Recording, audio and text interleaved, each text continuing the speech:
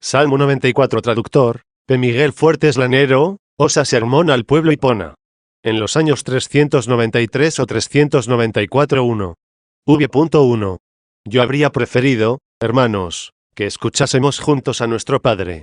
Pero comprendo que es un bien obedecerle. Él me ha ordenado que yo hable, asegurándome su oración. Os hablaré a vuestra caridad sobre el presente salmo lo que el Señor Dios nuestro se digne concederme. El salmo lleva por título, Cántico de alabanza, para David. Siendo esta alabanza un cántico, expresa alegría. Es una alabanza, es un cántico y es una devoción. ¿Y qué otra cosa puede alabar más el hombre que aquello que le agrada de tal suerte que no le puede desagradar? La seguridad de la alabanza solo se da en la alabanza a Dios. El que canta alabanzas está seguro cuando no teme ni se avergüenza de aquel a quien está elogiando. Luego alabemos y cantemos, es decir, alabemos con gozo y alegría. El mismo Salmo nos va a ir indicando en los siguientes versículos, lo que hemos de alabar. 2. Venid, aclamemos al Señor. Nos invita el gran festín del regocijo. No del mundo, sino del Señor. Si en este mundo no existiera ningún regocijo malo, que lo distinguiera del bueno, bastaría con decir, venid, alegrémonos. Pero brevemente lo distingue el salmista. ¿Qué es regocijarse bien? Regocijarse en el Señor. Luego regocijarse mundanamente es mal regocijo. Y es bueno regocijarse en el Señor. Debes regocijarte piadosamente en el Señor, si quieres burlarte con seguridad del mundo. ¿Y qué sentido tiene, venid? Porque convoca a aquellos con quienes desea regocijarse en el Señor, si no es porque, estando lejos, quiere que se acerquen, y acercándose, se regocijarán. ¿Cómo es que están lejos? ¿Podrá el hombre estar distante de aquel que está en todo lugar? ¿Quieres estar lejos de él? ¿A dónde irás para estar lejos? En cierta ocasión un pecador afligido y arrepentido de sus pecados, pero confiando en su salvación, temiendo la ira de Dios y deseando aplacarle, habla de este modo en otro salmo. ¿A dónde iré lejos de tu aliento? ¿A dónde escaparé de tu mirada? Si subo al cielo, allí estás tú. ¿Y qué lugar le queda? Si sube al cielo allí encontrará a Dios. ¿A dónde huirá para alejarse de Dios? Mira cómo continúa, si desciendo al infierno, allí te encuentro uno. Luego, si subiendo al cielo allí encuentra a Dios, y bajando al infierno no se aparta de él. ¿A dónde ha de ir? ¿A dónde ha de huir del airado, sino al aplacado? Siendo verdad que nadie puede huir del que se halla presente en todo lugar, no obstante, si algunos no se hallasen distantes de Dios, no se diría, este pueblo me honra con los labios, pero su corazón está lejos de mí. 2. Pero nadie está lejos de Dios, sino por la desemejanza. ¿Y qué quiere decir desemejanza? La mala vida, las malas costumbres. Luego si por las buenas costumbres nos acercamos a Dios, por las malas nos alejamos de Él. El mismo hombre, estando corporalmente en un mismo lugar, amando a Dios se acerca a Él, y amando la maldad, se aleja de Dios. Sin mover sus pies, puede acercarse o alejarse. En este nuestro camino, nuestros pies son nuestros afectos. Según sea el afecto que tenga cada uno, conforme sea su amor, así se acerca o se aleja de Dios. No decimos muchas veces, cuando encontramos cosas desemejantes, esto dista mucho de aquello. Cuando comparamos, por ejemplo, a dos hombres, a dos caballos, a dos vestidos, y alguien dice, este vestido semejante al otro, es igual que aquel. ¿Qué dice el que no está de acuerdo? No hay tal cosa, está muy lejos el uno del otro. ¿Qué significa esto?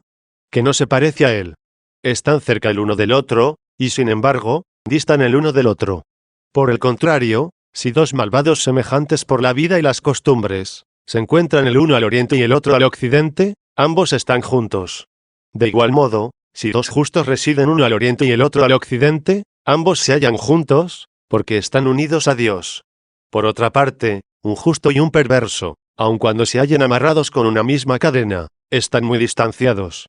Luego si por la desemejanza nos apartamos de Dios, por la semejanza nos acercamos a Él.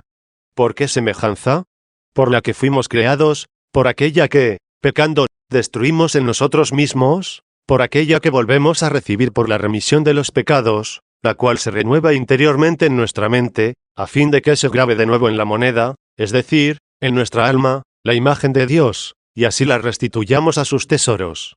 Pues, ¿por qué, hermanos, quiso nuestro Señor Jesucristo mostrar, mediante la moneda, a los tentadores, lo que Dios exigía?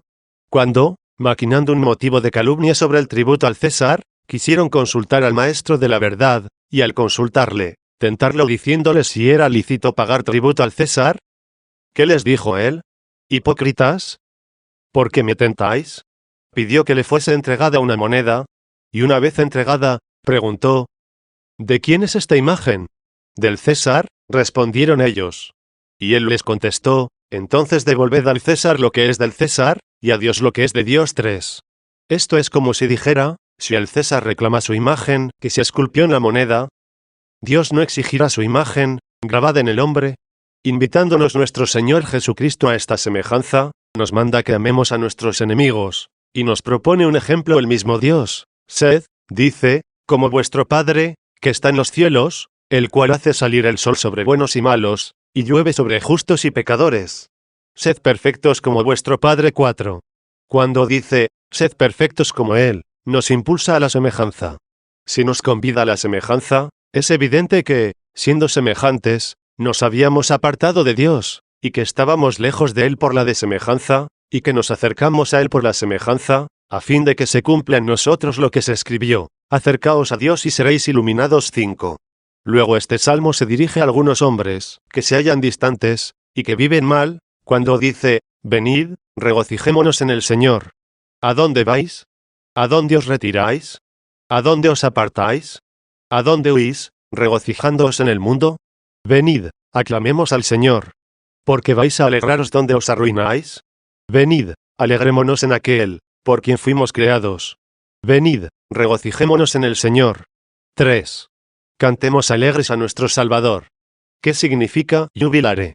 Alegrarse, manifestándolo con gritos de júbilo. Un júbilo que no se puede expresar con palabras, y que manifiesta con gritos lo que interiormente se tiene. Piense vuestra caridad en aquellos que se regocijan en cualquier clase de canto, y como en cierta competición de alegría mundana, y veréis de qué modo entre los cánticos modulados con la voz, se regocijan rebosantes de alegría, cuando no pueden declararlo todo con la lengua, a fin de que, por aquellos gritos inarticulados dé a conocer la afección del alma lo que se concibió en el corazón, y no es capaz de expresarlo con palabras. Luego si estos se regocijan por el gozo terreno, nosotros no debemos dar gritos de alegría, regocijarnos por el gozo celestial, que sin duda no podemos expresar mediante palabras. 4. V.2. Adelantémonos a su mirada con la confesión. Dos sentidos tiene la confesión en la Sagrada Escritura. Una es la confesión de quien alaba, y la otra es la confesión del lamento. La de alabanza se dirige a quien honra al que confiesa. La de lamento es el arrepentimiento del que confiesa su pecado.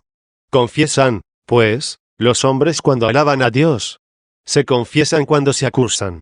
Nada más digno ejecuta la lengua. Creo que son estos, sin duda, los votos o sacrificios mencionados en otro salmo, te cumpliré mis votos, los que pronunciaron mis labios. 6. Nada más sublime que esta promesa. Nada tan necesario para entender y obrar. ¿Cómo distingues los votos que ofreces a Dios? Alabándole a Él y acusándote a ti. Pues de Él es la misericordia por la que perdona nuestros pecados. Si quisiera obrar de acuerdo a nuestro merecimiento, solo encontraría a quien condenar. Venid, dijo, para que nos apartemos de nuestros pecados, y no nos pida cuentas de las obras pasadas, habiendo rasgado todos los manuscritos de nuestros delitos. Confesemos ensalzando la gran misericordia de Dios. Porque si la confesión fuese siempre del penitente, no se diría del mismo Señor en el Evangelio, en aquel momento se llenó de alegría en el Espíritu Santo, y exclamó, te alabo, te confieso, Padre, Señor del cielo y de la tierra, porque has ocultado estas cosas a los sabios y entendidos, y se las has manifestado a la gente sencilla. 7. ¿Acaso porque Cristo estaba confesando al Padre, era un penitente? Él en absoluto se podía arrepentir, porque ninguna culpa había cometido, sino que su confesión era una alabanza al Padre. De aquí que la alabanza del cántico no debemos entenderla como confesión de los arrepentidos, sino alabanza de quienes cantan. ¿Y qué quiere decir lo que, a continuación nos amonesta de cierta confesión, cuando dice, adelantémonos a su mirada con la confesión? ¿Qué significa esta frase? Sabemos que ha de venir, prevengamos ante todo su rostro con la confesión. Antes de que venga, condenemos, confesando, lo que hicimos, para que Él encuentre lo que ha de premiar, no lo que ha de condenar. ¿Acaso la confesión de tus pecados no pertenece a la alabanza de Dios? ¿Qué digo? Pertenece, y más que todo, a la alabanza de Dios. ¿Y por qué pertenece? Porque tanto más se alaba al médico, cuanto más se desconfía de la salud del enfermo, que queda curado. Confiesa, pues, tus pecados, ya que en gran manera desconfiabas de ti, por tus iniquidades. Tanto mayor es la alabanza del que perdona, cuanto mayor es la ponderación del que confiesa sus pecados. No pensemos, pues, que nos apartamos de la alabanza del cántico, porque entendamos que aquí se trata también de alabar al que confesamos nuestros pecados. También ella pertenece a la alabanza del cántico, ya que cuando reconocemos nuestros pecados, damos gloria a Dios. Adelantémonos a su presencia con la confesión. 5. Y cantémosle salmos con júbilo. Ya dijimos lo que significa el júbilo. Aquí se repite para que lo realicemos con mayor intensidad. Esta repetición es una exhortación. No nos hemos olvidado ya, para que se nos amoneste de nuevo sobre lo que anteriormente se dijo, para que cantemos, sino que muchas veces por la afección del alma, se repiten las palabras ya conocidas, no para que se conozcan, sino para que la misma repetición sirva de confirmación. Se repite, pues, para declarar el afecto del que habla. De aquí procede lo que dice el Señor, en verdad os digo 8. Era suficiente una sola vez en verdad. ¿Por qué lo dice 2 veces? Porque la repetición es una confirmación. Se repite, pues, el afecto del que habla. Luego por esto vuelve a decir, Insalmis jubilemus illi, cantémosle salmos con júbilo, repitiendo jubilemus. ¿Y qué decimos en el salmo? ¿Qué cosas decimos? O, mejor dicho, ¿qué percibimos en el júbilo? ¿Qué cosas son las que pertenecen a la alabanza de este cántico? Escuchad, porque el Señor es un Dios grande, soberano de todos los dioses. Cantémosle por esto. Cantémosle porque el Señor no rechaza a su pueblo. Cantémosle con júbilo, porque tiene en su mano los confines de la tierra, y son suyas las cumbres de los montes. Por todas estas cosas cantémosle con júbilo. Suyo es el mar, porque Él lo hizo, y la tierra firme que modelaron sus manos, cantémosle jubilosos. Si se pretendiera explicar todo lo que encierran estas cosas y lo que significan, no habría tiempo suficiente. Pero si con negligencia se pasara por encima, quedaríamos en deuda. Entonces, con brevedad, según lo permita el tiempo, recibid lo que pueda decir brevemente, ya que también una siembra reducida produce una cosecha abundante, si es fértil la tierra. 6. V.3. Dijo primeramente por qué cantamos, por qué alabamos, porque el Señor es un Dios grande, soberano de todos los dioses. Suponiendo que hay dioses, sobre los que nuestro Dios, a quien cantamos con júbilo, a quien ensalzamos, a quien alabamos con cánticos, es grande, esos dioses no lo son para nosotros. Pues dice el apóstol, si bien hay quienes se denominan dioses, sea en el cielo o en la tierra, ya que hay muchos dioses y muchos señores, sin embargo para nosotros hay un solo Dios, creador de todas las cosas, y a quien nosotros estamos destinados a Él, y un solo Señor nuestro, Jesucristo, por quien fueron creadas todas las cosas, y nosotros también en Él 9. Luego si lo son, pero no para nosotros, entonces, ¿para quién es? Te lo contesta otro salmo, los dioses de los gentiles son demonios, mientras que el Señor ha hecho los cielos 10. El Espíritu Santo no pudo transmitirte de una forma más breve y sublime por el profeta a tu Dios y Señor. Era insuficiente decirte que Dios es terrible sobre todos los demonios. ¿Qué tiene de grandioso superar a todos los demonios? Los dioses de los gentiles son demonios. ¿Y tu Dios? ¿Dónde está? El Señor ha hecho los cielos. Tu Dios ha hecho el lugar donde no pueden habitar los demonios, puesto que del cielo fueron arrojados. Los cielos se anteponen a los demonios, y tu Señor al cielo, porque Él hizo los cielos. Luego, ¿cuánto más excelso es que los demonios de los paganos, el que está sobre los cielos, de los que cayeron los ángeles, al hacerse demonios?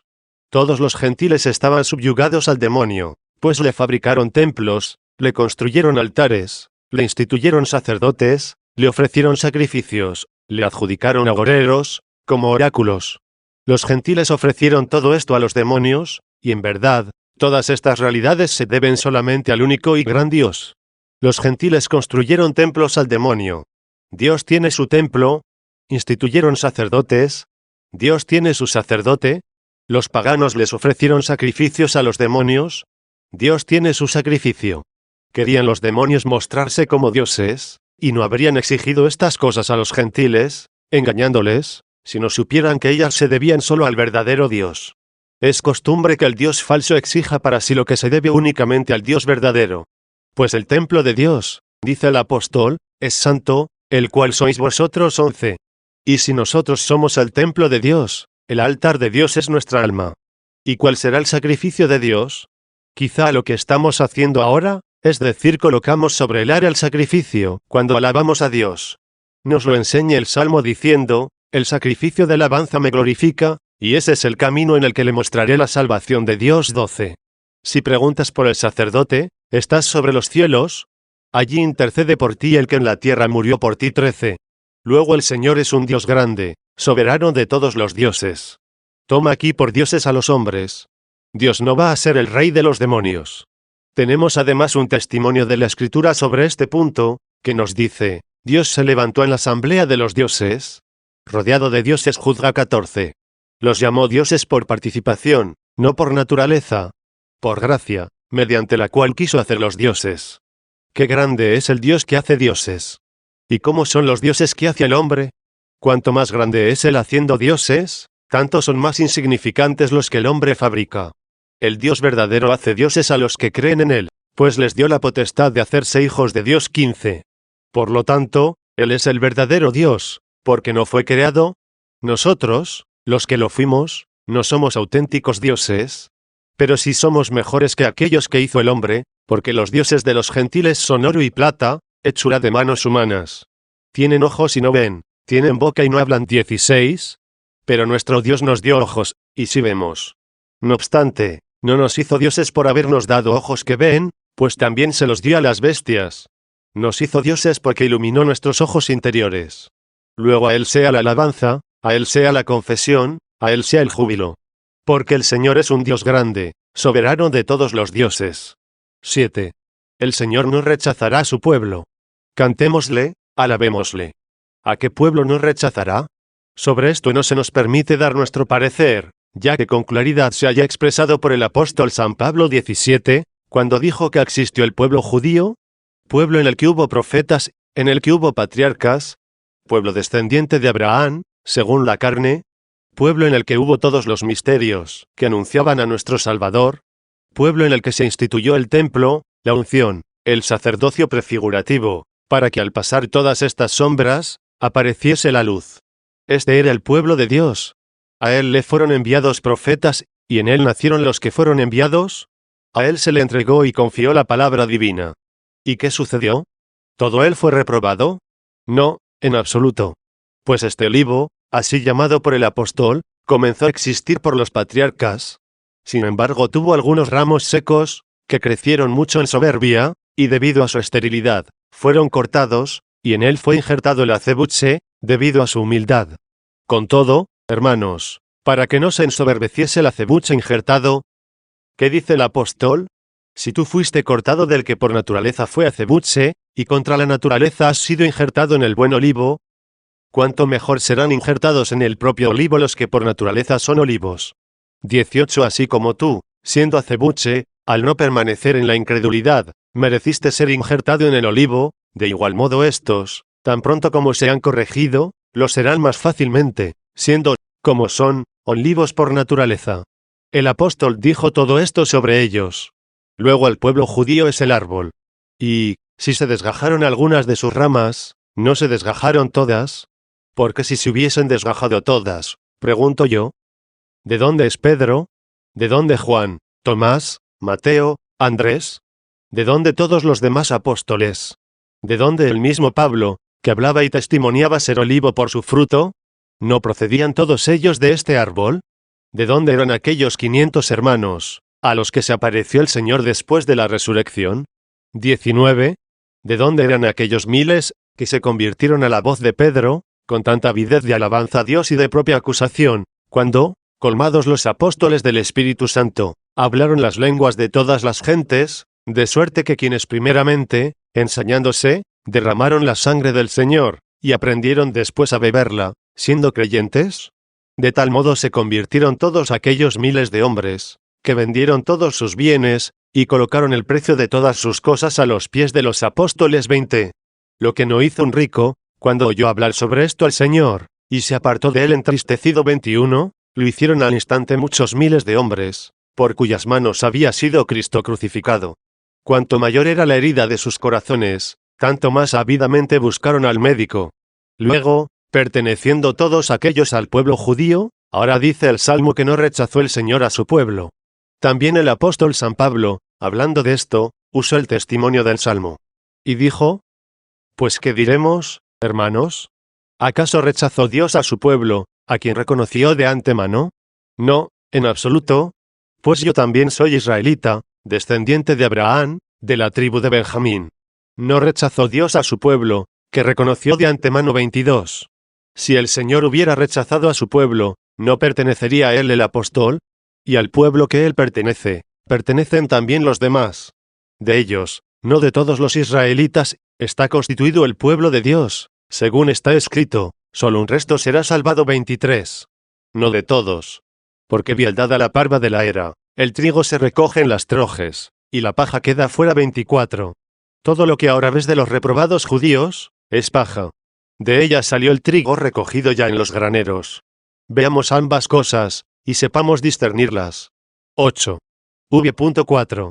¿Qué añade el Salmo? En sus manos están los confines de la tierra. Conocemos la piedra angular, que es Cristo. No puede ser ángulo sino un en sí dos paredes diversas. Confluyen en ella de diversas direcciones. Pero en el ángulo no se oponen una a la otra. De una parte viene la circuncisión, de la otra viene el prepucio. Así ambos pueblos se unieron en Cristo, porque Él se hizo piedra, de la cual se escribió: la piedra que rechazaron los constructores se hizo piedra angular. 25. Si Cristo es la piedra angular, no nos fijemos en la diversidad de los que vienen de lejos, sino en la proximidad de los que se unen en Cristo. Allí se concurre. Veamos allí que el Señor no rechazó a su pueblo. He aquí una pared de la que, como he dicho, el Señor no rechazó a su pueblo. De ella procedían los apóstoles y todos los israelitas que creyeron, y colocaron a los pies de los apóstoles el valor de los bienes vendidos, haciéndose voluntariamente pobres, siendo ricos de Dios. Conocemos una pared. En ella se cumplió lo que dije, que no rechazó Dios a su pueblo. Veamos la otra. Porque en sus manos están los confines de la tierra. He aquí la otra pared, constituida por todos los gentiles, en su mano están los confines de la tierra. Concurrieron, pues, todos los gentiles en la piedra angular, dándose en ella el ósculo de paz. En aquel uno que se hizo de los dos pueblos. No como los herejes, que de uno hicieron dos pueblos. Esto mismo dice el apóstol, hablando de nuestro Señor Jesucristo: Él es nuestra paz, que hizo de los dos pueblos uno. 26. Luego cantémosle con júbilo. ¿Por qué? Porque el Señor no ha rechazado a su pueblo. ¿Y por qué? Porque, además, en sus manos están los confines de la tierra, y son suyas las cumbres de los montes. Las cumbres de los montes son las sublimidades de la tierra. En algún tiempo estas prominencias, es decir, estos poderes de la tierra, se enfrentaron a la Iglesia, pretendiendo borrar de la tierra el nombre cristiano. Pero después que se cumplió lo que se había profetizado, le adorarán todos los reyes de la tierra. 27. Aconteció lo que aquí hemos dicho, son suyas las cumbres de los montes. 9. V.5. Pero quizá tú te preocupas por las tentaciones, de suerte que hallándote afianzado en la inmensa gracia de las promesas de Dios, te turbas por los escándalos del mundo. Es así. En nada te perjudicarán los escándalos, porque Dios les ha puesto coto, ya que suyo es el mar. Sí, el mar es este mundo, pero Dios ha hecho el mar, y las olas pueden embravecerse solo hasta la playa, en la cual fijó el Señor el límite. No existe tentación que no haya recibido límite de Dios. Que vengan las tentaciones, las destruirás, no serás destruido por ellas. Mira a ver si las tentaciones no aprovechan. Escucha al apóstol: fiel es Dios que no permitirá que seáis tentados más de lo que podéis soportar, sino que dará también con la tentación el éxito para que podáis enfrentarla. 28. No dice que no permitirá que seáis tentados. Si recusas la tentación, recusas la reparación y la restauración. Y si eres restaurado, estás en manos de tu artífice. Te quita algo, te corrige, te pule, te limpia. Se sirve de algunas herramientas. Ellas son los escándalos de este mundo. Tú no te escapes de la mano del artífice. Ninguna tentación afrontarás que sobrepase en tus fuerzas. Esto lo permite Dios para tu provecho, pues así progresarás. Mira, por fin, lo que el apóstol añade a esto: con la tentación dará también la energía para poder vencerla. Entonces, ¿temerás el mar? No lo temas, suyo es el mar, porque él lo hizo. ¿Temes los escándalos de las gentes? Él hizo estas gentes, y no les permitirá que se embravezcan más allá de la medida que él conoce para tu bien. ¿No dice otro salmo? Vendrán todas las gentes que has hecho, y se postrarán en tu presencia, Señor. 29 Si han de venir todas las gentes que hiciste, es evidente que él hizo las gentes, y por eso suyo es el mar, porque él lo hizo. Y la tierra firme que modelaron sus manos. Sé tú la tierra seca, siente sed de la gracia de Dios, para que descienda sobre ti la saludable lluvia, y encuentre fruto en ti. Él no permite que se inunde lo que sembró. Y la tierra firme la modelaron sus manos. 10. V.6.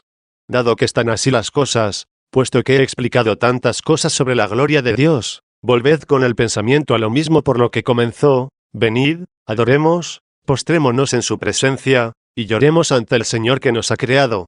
Y además, saltemos de gozo, ya que ha sido Él quien ha creado esto y aquello. Después de haber conmemorado muchas cosas, repite ahora la exhortación, diciendo, venid, adoremos y postrémonos en su presencia, y lloremos ante el Señor que nos ha creado. Ya os he recordado las alabanzas de Dios, no seáis perezosos ni permanezcáis distantes de Él por la vida y vuestras costumbres. Venid, adoremos y postrémonos en su presencia. Pero, ¿quizá estáis acongojados por los pecados que os distanciaban de Dios? Hagamos lo que ahora dice, lloremos delante del Señor que nos creó. ¿Te arde tu conciencia por el remordimiento del pecado? Apaga esa llama con lágrimas. Llora ante el Señor. Llora con confianza ante el Dios que te creó, y que no desprecia la obra de sus manos. No pienses que puedes repararte por ti mismo. Por ti puedes caer, pero no restablecerte. Solo restaura el que te hizo. Lloremos ante el Señor que nos hizo. Llore ante Él, confiésate. Adelántate a su mirada con la confesión. ¿Quién eres tú, que lloras y confiesas? El hombre a quien Él hizo. Grande ha de ser la confianza del creado con su creador. Y no creado de cualquier modo, sino a su imagen y semejanza. Por tanto, venid, adoremos, postrémonos, y lloremos ante el Señor que nos hizo. 11. V.7. Porque Él es el Señor, nuestro Dios. ¿Qué somos nosotros, para postrarnos, y llorar seguros ante Él? Nosotros somos el pueblo de su aprisco y el rebaño de sus manos.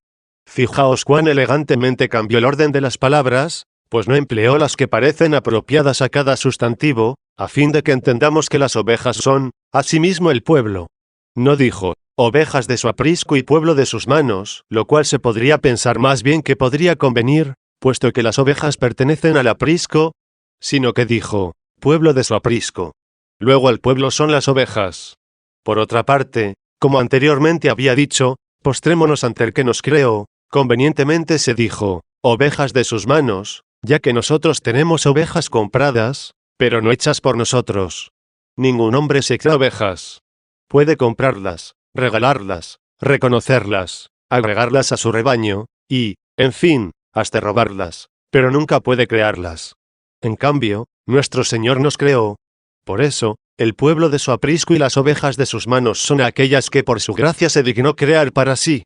A estas ovejas, a estos perfectos, alaba el esposo en el Cantar de los Cantares, llamando las dientes de su esposa la Santa Iglesia, pues dice, tus dientes como rebaño de esquiladas que suben del lavadero, las cuales paren mellizos, y no hay entre ellas estéril 30. ¿Cuáles con tus dientes? Aquellos por los que hablas. Pues los dientes de la Iglesia son aquellos por los que habla la Iglesia. ¿Cómo son tus dientes? Como rebaño de esquiladas. ¿Por qué de esquiladas? Porque se despojaron de las cargas del mundo. ¿Acaso no se esquilaron aquellas ovejas de las que poco antes decía que las esquiló el precepto de Dios, diciendo, anda, vende cuanto tienes, repártelo entre los pobres, y tendrás un tesoro en los cielos? Y luego ven y sígueme. 31 cumplieron este precepto, vinieron esquiladas. Y como creyendo en Cristo se bautizaron. ¿Qué se dice allí? Que subieron del lavadero, es decir, de la purificación. Y todas engendran mellizos. ¿Qué mellizos? Aquellos dos preceptos en los cuales se encierra toda la ley y los profetas. Luego nosotros somos el pueblo de su aprisco y las ovejas de sus manos. 12. V.8. Así pues, ojalá escuchéis hoy su voz. Oh pueblo mío, pueblo de Dios. ¿Dios habla a su pueblo? no al pueblo suyo, que no rechazó, sino a todo su pueblo. Habla por el ángulo ambas paredes 32, es decir, la profecía habla por Cristo tanto al pueblo judío, como al de los gentiles. Si oyerais hoy mi voz, no endurezcáis vuestros corazones. En otro tiempo oísteis su voz por Moisés, y endurecisteis vuestros corazones. Habló por un pregonero cuando endurecisteis vuestros corazones. Ahora habla por sí mismo. Que se enternezcan vuestros corazones. El que enviaba delante de sí mensajeros, se dignó venir personalmente. Ahora habla por su boca, el que hablaba por los profetas. Luego, si oyerais hoy su voz, no endurezcáis vuestros corazones. 13. V.9. Porque dijiste, no endurezcáis vuestros corazones. Porque recordaréis lo que solían hacer vuestros padres. No endurezcáis vuestros corazones como en la irritación, el día de la tentación en el desierto. ¿Recordáis, hermanos, cómo tentó a Dios el pueblo 33 que recibió la enseñanza, y fue dirigido en el desierto, como por un consumado caballero, con el freno de la ley y los preceptos? Recordáis también que, aun indómito, no fue abandonado por Dios, ya que no solo no careció de beneficios presentes, sino ni de la vara de la corrección. Luego, no endurezcáis vuestros corazones como en la irritación, el día de la tentación en el desierto, donde me tentaron vuestros padres. Que ellos no sean ya vuestros padres. No los imitéis. Eran vuestros padres, pero si no los imitáis, no serán vuestros padres. A pesar de todo, habéis nacido de ellos, eran vuestros padres.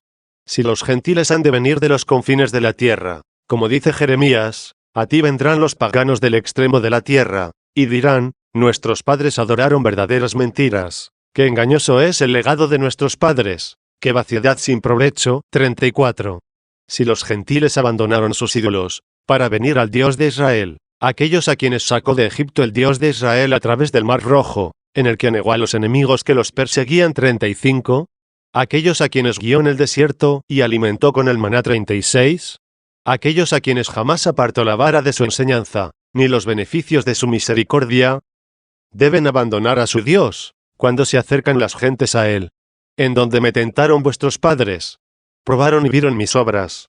Durante 40 años vieron mis obras, y durante 40 años me irritaron. Ante ellos obraba milagros por Moisés, y ellos endurecieron más y más sus corazones. 14. V.10. Durante 40 años estuve cercano a esta generación. ¿Qué significa estuve cercano? Me mostré con mis portentos y milagros no un día ni dos, sino durante 40 años estuve cercano a esta generación, y dije, estos tienen el corazón extraviado. Lo mismo significa 40 años, que siempre. El número 40 señala la totalidad del tiempo, como si por este tiempo se completasen los siglos.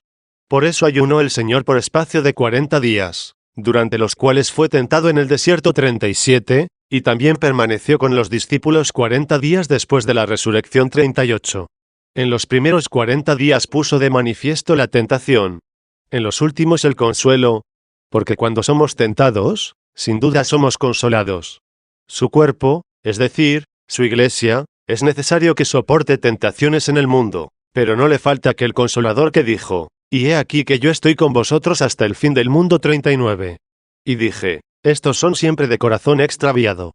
Permanecí con ellos durante 40 años para demostrarles que son hombres de esta condición, que continuamente me irritan hasta el fin del mundo. Al decir 40 años, quiso significar el tiempo de este mundo. 15. V.11. ¿Pero qué? ¿No habrá otros que entren en lugar de ellos en el descanso de Dios? ¿Acaso perdió Dios a su pueblo al ser probados aquellos, a quienes desagradó la misericordia de Dios, y que se le opusieron a él con el corazón empedernido? No, en absoluto. Poderoso es Dios para suscitar de estas piedras hijos de Abraham. 40. Mirad que yo dije, estos tienen siempre el corazón extraviado. ¿No conocieron mis caminos? A ellos juré indignado que no entrarán en mi descanso. A ellos juré en mi ira que no entrarán en mi descanso. Gran terror. Comenzamos este salmo con júbilo, y lo terminamos con inmenso terror. A ellos juré en mi indignación, que no entrarán en mi descanso. Gran cosa es que hable el Señor. Pero cuanto más que jure Dios. Debes temer que jure el hombre, no sea que por el juramento ejecute algo que es contra su voluntad. Pero, ¿cuánto más deberás temer a Dios, que no puede jurar temerariamente? Él quiso que el juramento sirviese para confirmar una cosa. Pero, ¿Por quién jura Dios? Por sí mismo, ya que no tiene otro mayor por quien jurar. 41. Por sí mismo confirma sus promesas y sus amenazas. Que nadie diga en su corazón, su promesa es verdadera, y falsa su amenaza. Tan seguro debes estar del descanso, de la felicidad, de la eternidad y de la inmortalidad, si cumples sus preceptos, como de la ruina, del ardor del fuego eterno y de la condenación con el diablo, si desprecias sus mandamientos. Les juró en su ira que no entrarían en su descanso. No obstante, conviene que entren algunos en él, pues dará a algunos su descanso. Luego, al ser reprobados aquellos, ¿entraremos nosotros? Porque, aun cuando algunas ramas se desgajaron por la desemejanza y la infidelidad, nosotros fuimos injertados por la fe y la humildad. Luego entraremos nosotros en su descanso. Porque entraron aquellos que entraron, aquellos que fueron elegidos, aquellos que no se opusieron a Dios con empedernido corazón. Porque es cierto que el Señor no rechazó a su pueblo,